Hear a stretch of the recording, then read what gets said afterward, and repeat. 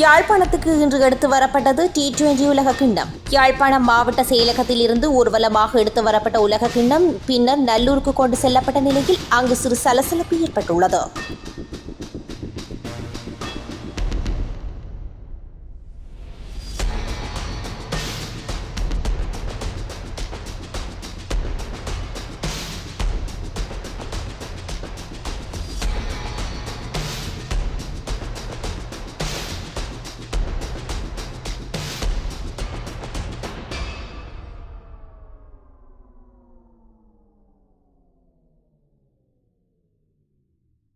T20 உலக கிண்ண cricket போட்டி தொடருடைய வெற்றி கிண்ணம் யாழ்ப்பாணம் மாவட்டத்திற்கு எடுத்து வரப்பட்டிருக்கின்ற செயற்பாடானது உண்மையிலே எங்களுக்கு மற்ற மகிழ்ச்சி அளிக்கின்ற ஒரு விடயமாக இருக்கின்றது.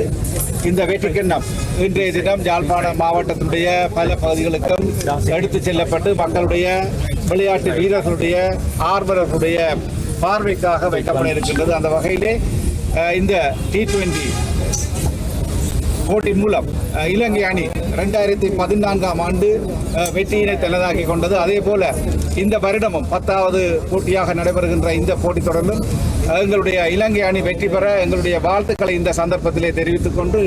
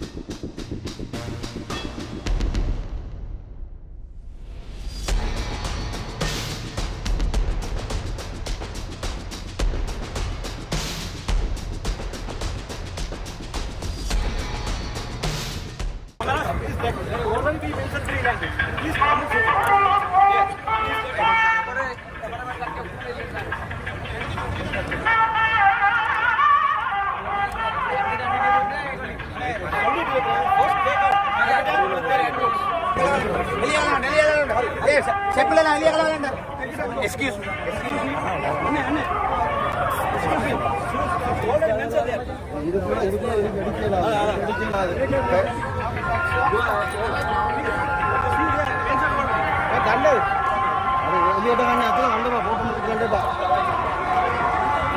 இதில் எடுத்துட்டோன்னா கொஞ்சம் தப்பாக போடுங்க.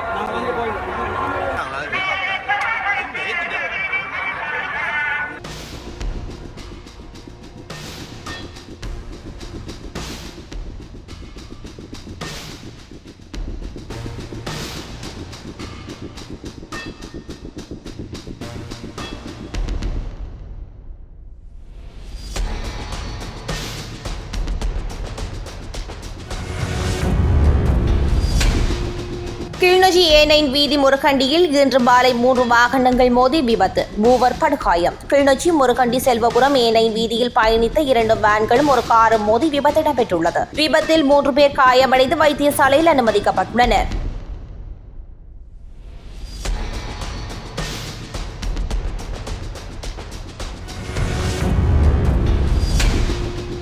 வடக்கு கிழக்கில் மழை தொடரும், வெளியான முக்கிய அறிவிப்பு. இலங்கையின் தென்பகுதியில் நிலவும் வளிமண்டல சுழற்சி காரணமாக வடக்கு மற்றும் கிழக்கு மாகாணங்களின் பல பகுதிகளுக்கும் தற்போது கிடைத்து வரும் மழை எதிர்வரும் 4ஆம் தேதி வரை தொடரும் வாய்ப்புள்ளது என யாழ்ப்பாண பல்கலைக்கழகத்தின் புவியியல் துறை பேராசிரியர் நாகமுத்து பிரதீபராஜா தெரிவித்துள்ளார்.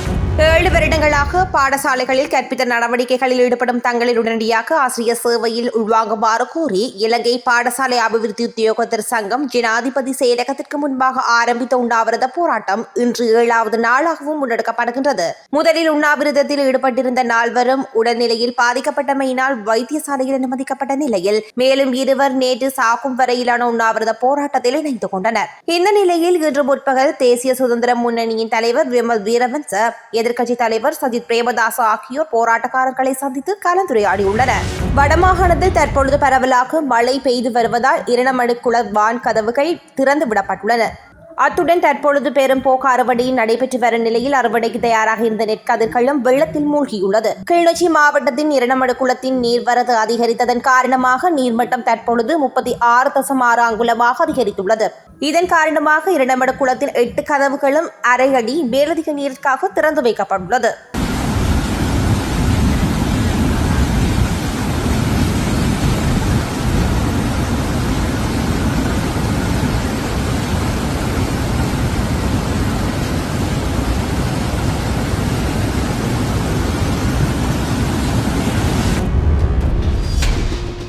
உளவு இயந்திரம் மோதி பாடசாலை ஆசிரியர் உயிரிழப்பு. தமிழர் பகுதியில் சோகம். கிண்ணியா கட்குளி சந்தியில் இன்று மதியம் இடம்பெற்ற கோர விபத்தில் பாடசாலை ஆசிரியர் ஒருவர் சம்பவ இடத்திலேயே உயிரிழந்துள்ளார். வீதியோரமாக தனது மோட்டார் சைக்கிளை நிறுத்திவிட்டு மற்றொருவருடன் பேசிக் கொண்டிருந்த போதே இந்த விபத்து இடம்பெற்றுள்ளது. விபத்தில் கிண்ணியா இடிமனை பகுதியை சேர்ந்த 58 வயதுடைய முகமது சாலிகின் முகமது மஜூத் என்ற பாடசாலை ஆசிரியர் சம்பவ இடத்திலேயே உயிரிழந்துள்ளார்.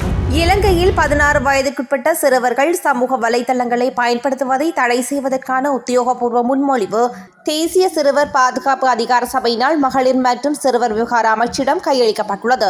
தேசிய சிறுவர் பாதுகாப்பு அதிகார சபையின் தலைவரும் ஓய்வு பெற்ற மேல் நீதிமன்ற நீதிபதியுமான இனோகா ரணசிங்க இதற்கான சட்ட ஏற்பாடுகளை தயாரிப்பதற்கு சற்று கால அவகாசம் எடுக்கும் என தெரிவித்துள்ளார். நுவேலியா கிரேகரி ஏரியில் புதிதாக பிறந்த பெண் குழந்தையின் உடல் மிதந்த நிலையில் மீட்பு.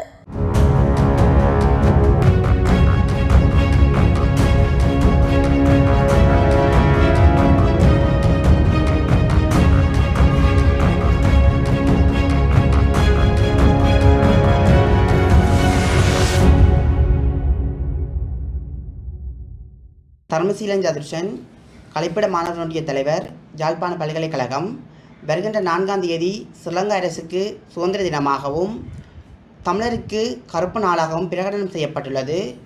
அந்த வகையில் வடக்கினை மையப்படுத்தி கிளிநொச்சியிலும் கிழக்கினை மையப்படுத்தி மட்டக்களப்பிலும் போராட்டம் முன்னெடுக்கப்படுகின்றது. போர் நடைபெற்று 16 கால ஆண்டுகள் நிறைவிட்ட பின்னரும் தமிழ் மக்கள் பல்வேறுபட்ட இன்னல்களுக்கு முகம் கொடுத்து வருகின்றனர். அதனால் இம்முறையும் கருப்பு நாளாக பிரகடனம் செய்து வடக்கு கிழக்கு தழுவிய ரீதியில் போராட்டம் முன்னெடுக்கப்படுகின்றது. இப்போராட்டத்திற்கு பல்கலைக்கழக சமூகம், மக்கள், சிவில் அமைப்புகள், பொது அமைப்புகள் அனைவரையும் இப்போராட்ட நிகழ்விற்கு உணர்ச்சிபூர்வமாக வந்து செயற்படும்படி தாழ்மையுடன் கேட்டுக்கொள்கின்றோம். வணக்கம். செந்தூரன், முகாமைத்துவ மற்றும் வணிகக்கூட மாணவர் ஒன்றியம் தலைவர். வருகின்ற பிப்ரவரி 4ஆம் தேதி இலங்கைக்கு சுதந்திர தினமாகவும் தமிழர் தேசத்துக்கு கரிநாளாகவும் பிரகடனம் செய்து பாரிய எழுச்சிமிக்க போராட்டமாக மேற்கொள்வதற்காக பல்கலைக்கழக சமூகம், தமிழ் சிவில் அமைப்புகள், வலிந்து காணாமலாக்கப்பட்ட உறவுகளின் சங்கம் அனைவரும் ஒன்றிணைந்து போராட்டம் ஒன்றை எழுச்சிமிக்கதாக மேற்கொள்வதற்கு திட்டமிட்டுள்ளோம்.